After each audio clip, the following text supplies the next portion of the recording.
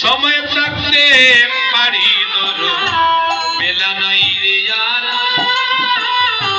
বেলা নাই রে আর তুমি সময় থাকতে পারি ধরো বেলা নাই রে আর বেলা নাই রে আর সময় থাকতে ওমা বেলায় আছে গো আর বেলা আছে শুধু দিনের বেলা নয় আপনার আমার জীবনের বেলাও চলে যায় কার কখন দেহ থেকে প্রাণ পাখি চলে যাবে কেউ জানি না সবার আয়ুরূপী সূর্য একেবারে পশ্চিম দিকে কখন যে আয়ুরূপী সূর্য অস্তমিত হয়ে যাবে কেউ জানি না বাবা এই যে অঙ্গনে এসেছি বাড়িতে যাবার গ্যারান্টি কার নাই সময়ে থাকতে পারি ধরো বেলা নাই রে আর বেলা নাই রে আর সময় থাকতে পারি ধরো বেলা নাই রে আর মনে রে বেলা নাই রে ও সময়ে ধরেলে পারি দেখবাই ও নির্বার মনে রে ও সময়ে ধরলে পারি দেখবাই ও নির্বার ও সময়ে ধরলে পারি দেখবাই ও নির্বার মনে রে ও সময়ে ধরলে পারি দেখবাই ও নির্বার দয়াল গুরু কর্ণ দাস কত হইতেছে রে পার কত হইতেছে রে পার কবে কাটে দিচ্ছে কে এগুলো যারে বাবু আপন আপন আপন নয় তোমার আপন নয় তোমার ও তুমি যারে বাবু আপন আপন আপন নয় তোমার আপন নয় তোমার যারে বাবু আপন আপন আপন নয় তোমার মনে রে আপন নয় তোমার ও তুমি যারে বাবু আপন ও ভাইরা সারা জীবনই তো সংসার করলেন গো সংসারের সার খুঁজে পেয়েছেন মা নিজে না খাইয়া মা বাবা সন্তানকে খাওয়ায় নিজে না পড়িয়া সন্তানকে পড়ায় কিন্তু সেই মা বাবার যখন বয়স হয়ে যায় যখন মা বাবা বৃদ্ধ হয়ে যায় অসুস্থ দেহ নিয়ে বিছানায় পড়ে থাকে অনেক ছেলে আছে বাবা একবার মা বাবার কাছে গিয়ে বসতে চায় না একবার বাবার কাছে গিয়ে জিজ্ঞেস করতে চায় না বাবা তুমি কেমন আছো মা তুমি কেমন আছো তাই না গো তাহলে এই সংসারে কেউ তোমার আপন নয় গো কেউ আপন নয় এখানে জগৎটা হচ্ছে স্বার্থের খেলা স্বার্থ যতদিন আছে সবাই আপনাকে ভালোবাসবে যেদিন স্বার্থ ফুরিয়ে যাবে সেদিন কেউ আপনাকে আর ভালোবাসবে না হরিব সংসারে যতদিন দিতে পারবে সংসার ততদিনই আপনাকে ভালোবাসবে যেদিন সংসারে দিতে পারবেন না সেদিন দেখবেন এই সংসারে কেউ আপনাকে ভালোবাসে না যারে বাবু আপন আপন আপন নয় তোমার আপন নয় তোমার ভগবান রে যারে বাবু আপন আপন আপন নয় তোমার ভগবান রে আপন নয় তোমার যারে বাবু আপন আপন আপন নয় তোমার মনে রে আপন নয় তোমার ও তুমি যারে বাবু আপন আপন আপন আপন নয় তোমার ভগবান রে আপন নয় তোমার গুরু বিনে বাবার নবে বান্ধবে নাই রে ইয়ার দয়াল গুরু বিনে বাবার নবে বান্ধব নাই রে ইয়ার গুরু বিনে বাবার নবে বান্ধবে নাই রে ইয়ার দয়াল গুরু বিনে বাবার নবে বান্ধব নাই রে ইয়ার দয়াল গুরু কর্ণ ধাম হইতেছের পার নিতাই গৌর হরি বল হরি বল হরি বল।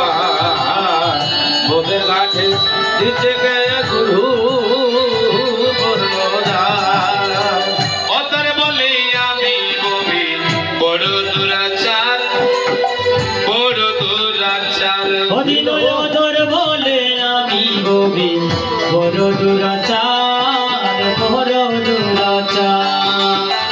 অতর বলে আমি কবি বড় দুরাচার, মনে রে বড় দুরাচার। অদিনয়তর বলে আমি কবি বড় দুরাচার, মনে রে বড় দুরাচার। হইল ধারে সাধন ভজন আসা যাওয়া সার। নিতাই গৌর হরি বল। সাধন ভোজন আসা যাওয়া সার হইল ধারে সাধন ভজন আসা যাওয়া সার। মনে হইল না রে সাধন ভোজন আসা যাওয়া সার আমার আসা যাওয়া সার, ওরে আমার আসা যাওয়া সার আমার আসা যাওয়া সার। ওরে আমার আসা যাওয়া সার আমার হইল না রে সাধন ভজন আসা যাওয়া সার। ওরে আমার হইল না রে সাধন ভোজন আসা যাওয়া সার দয়াল গুরু কর্ণ ধাম কত হইতেছে রে বারে কত হইতেছে রে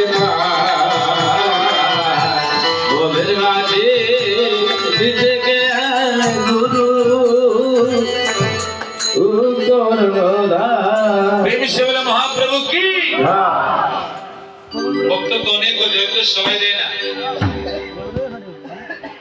এই দুর্লভ মানব করে জন্ম নিয়েছি আমরা গৌর গোবিন্দের জয়দানি করার জন্যই বাবা হরিবল। পশু ছিলাম, কীট ছিলাম, পতঙ্গ ছিলাম, কোন জন্মে আমরা বদন দিয়ে প্রভুর জয়দানি করতে পারিনি হরিবল। তো মানব করে জন্ম পেয়েও যদি গৌর গোবিন্দের জয়দানি করতে না পারি, তাহলে মানব জন্মের সাথে পশু জন্মের কোনো পার্থক্য থাকবে না বাবা হরিবল। তাই প্রেম সে বলবেন মহাপ্রভু কি, মহাপ্রভু কি, হরিনাম সংকীর্তন কি, একটা উলুর্ধনি হবে কি, প্রেম সে উলুর্ধনি।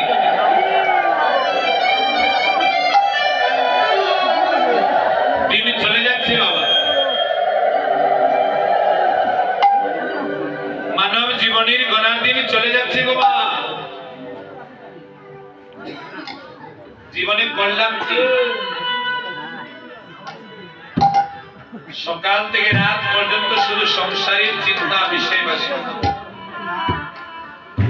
যে সংসারের চিন্তা করতে গিয়ে একবার আমার ঠাকুর করে যাওয়া হলো না। কিন্তু এই জগতে যারা মহাপুরুষ মহামানব, তারা নিজের জীবনকে নিয়ে চিন্তা করেছে। আপনি জীবনে যত কিছুই করুন না কেন, যদি কৃষ্ণ ভজন না করেন, যদি সাধু সঙ্গ না করেন, আপনার জীবনটা বৃথা বাবা হরিবল। বিশ্বকবি রবীন্দ্রনাথ ঠাকুর,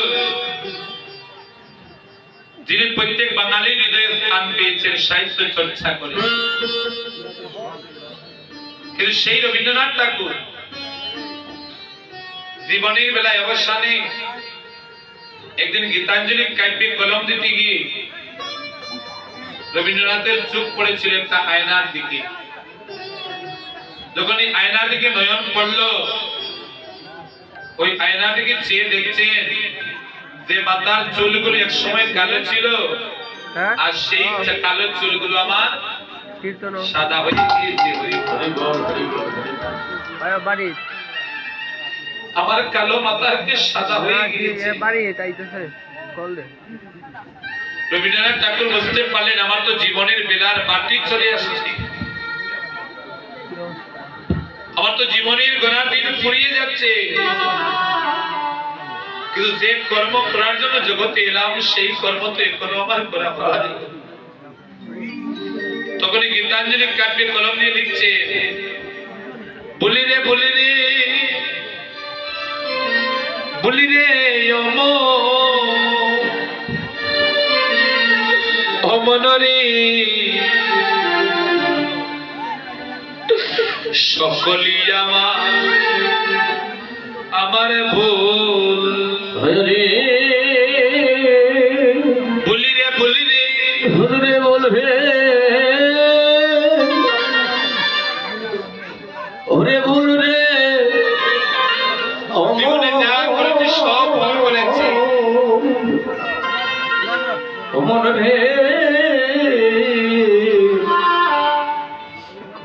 ভুল সকলি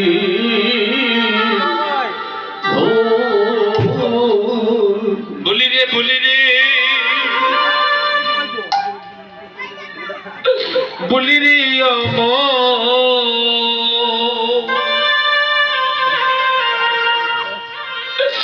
অমনরি মনের সকলি আমার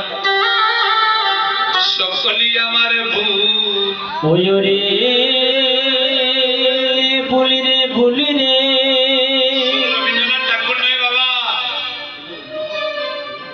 আপনি আমি যারাই আছি জীবনের বেলায় অবসানে একদিন মিলিয়ে দেখবেন জীবনে যা করেছি আমরা সব ভুল করেছি। জীবনে যা করেছি সব ভুল করেছি। আমি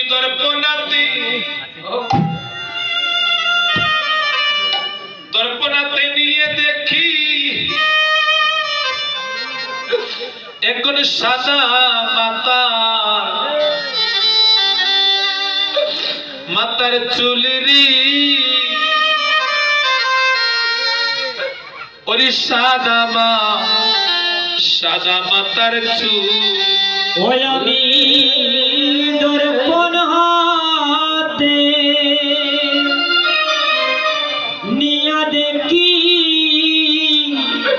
ওই এখন সাদা মাতা চলি রে আমার সাদা মাতার চুল। আমি দর্পণাতে নিয়ে দেখি আমার পাকলো মাতার চুলিরি অমনের পাকলো মাতার চুল। ভজনে আমি ধর্ম হাতে দর্পণাতে নিয়ে দেখি পাকলো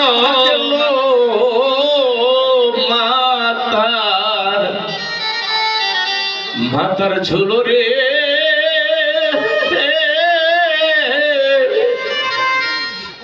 আরে ভাগলো পাকলো মাতার চুল। বলি রে বলি রে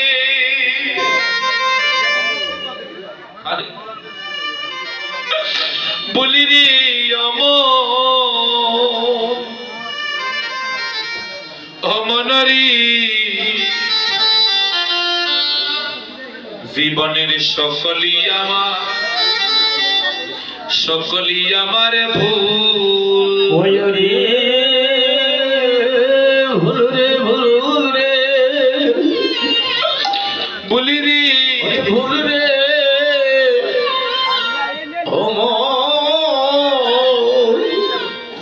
অমনরি ভুল সকলি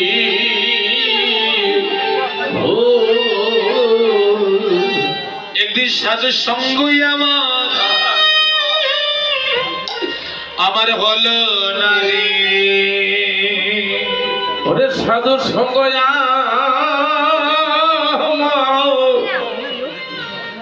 ওরে আবার হলো না রে। একদিন সাধুর সঙ্গ করা আমার হলো না রে। একদিন সাধু সঙ্গ করে আমার হলো না রে। আমি মিছামিছি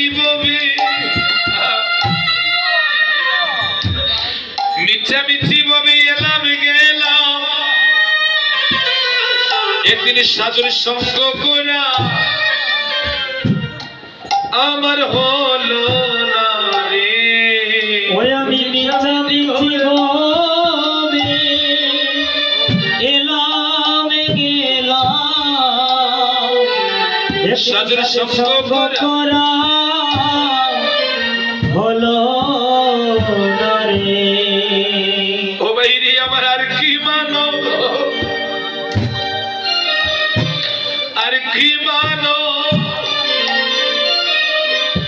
মানব জনম হবে সাধু সঙ্গ আমার হলো না রে ভোজার কি ববে ববে জন দিন চলে যায় গো মেয়েরা সাধু সঙ্গ আমার হলো না রে। এই জগতে যারা মহামানব মহাপুরুষ তারা জীবনটাকে বউ গায়ে সে কাটায়নি বাবা। আমরা তো মনে করি যদি একটু ভালো থাকতে পারি একটু ভালো খেতে পারি তাহলেই তো হলো, কিন্তু না। জানেন মা, যে মহাপ্রভুর গুণগান আমরা গাই, সেই মহাপ্রভু ওই হরিনাম করার জন্য সর্বপ্রথম নিজের মাকে ছেড়েছে। এই কলিহত জীবকে উদ্ধার করার জন্য মহাপ্রভু তার গর্ভধারিণী মাকে পর্যন্ত ছেড়ে এসেছে। নববিবাহিতা স্ত্রী বিষ্ণুপ্রিয়াকে ছেড়ে এলেন, প্রাণীর ভাই নিতাই চাঁদকে ছেড়ে এলেন, নবদ্বীপ বাসীকে পেলে এলেন। কেন? আমার যে কলিহত জীবকে উদ্ধার করতে হবে গো। তাহলে ভগবান পর্যন্ত এই হরি নামে সকল সুখ সকল ঐশ্বর্য সংসার বিষয় বাসনা পরিত্যাগ করেছেন, কিন্তু আমরা দিন যাচ্ছে রাত যাচ্ছে সকল কর্ম করতে পারি, একবার ঠাকুর ঘরে যেতে পারি না। হরে হরে সবার মনের বাসনা পূর্ণ করতে পারি, কিন্তু আমার ঠাকুর ঘরে গোবিন্দ কেমন আছে একদিন জিজ্ঞেস করা হলো না বাবা। ভক্তমন্ডলী, অনেক সাধনার জন্ম পেয়েছি মায়েরা আমরা। বলে ব্রহ্মারও দুর্লভ মানব জনম। এই মানবগুলি জন্ম পাবার জন্য ব্রহ্মা পর্যন্ত সাধনা করছে। সেই মানবগুলি আমরা জন্ম নিয়েছি। আমরা বলে গিয়েছি এই জগৎ থেকে যে একদিন আমাকে আবার চির বিদায় নিতে হবে। সংসারে কেউ কারো নয় গো মা। যেদিন একা পথের যাত্রী হবে সেদিন তোমার ভাই বন্ধু স্ত্রী পুত্র পরিজনে কেউ সঙ্গের সঙ্গী হবে না। রবীন্দ্রনাথ বলেছেন, আমি জীবনে যা করেছি সব ভুল করেছি। কেন? বলে একদিন তো আমার সাধু সঙ্গ করা হলো না, একদিন হরি নামে নয়নের জলে বাসা হলো না।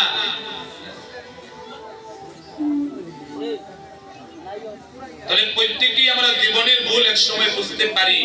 কখনো বুঝতে পারি বলে যখন বুঝলেও আর সাধন ভোজন করা যায় না। হরি বল। ফুল গোবিন্দের সেবায় লাগে মা।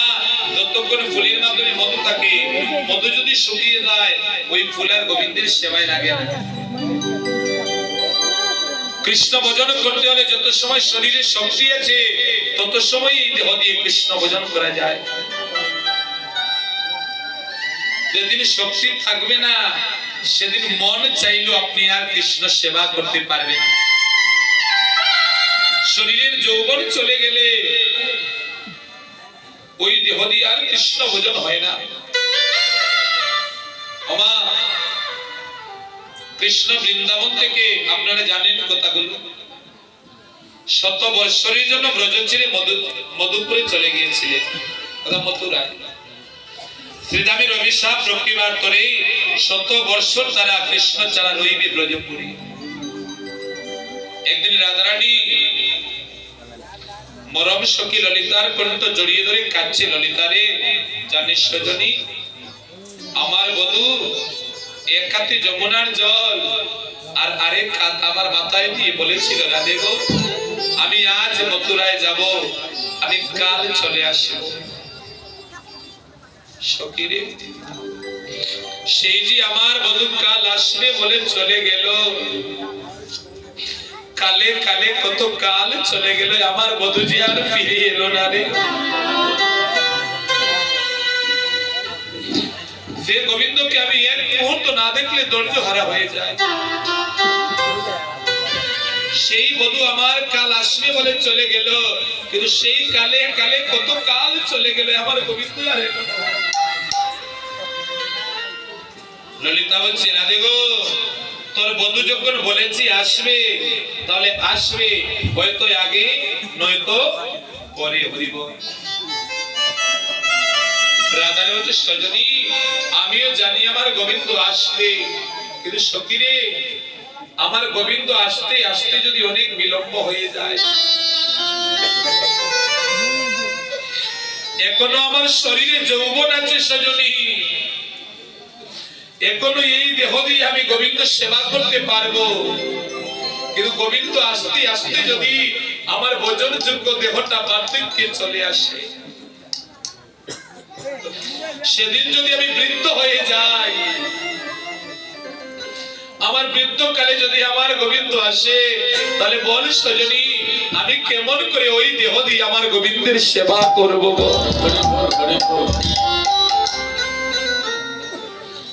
যৌবনে যদি কৃষ্ণ সেবা না হয় রে, বৃদ্ধকালে কৃষ্ণ ভোজন করা যায় না।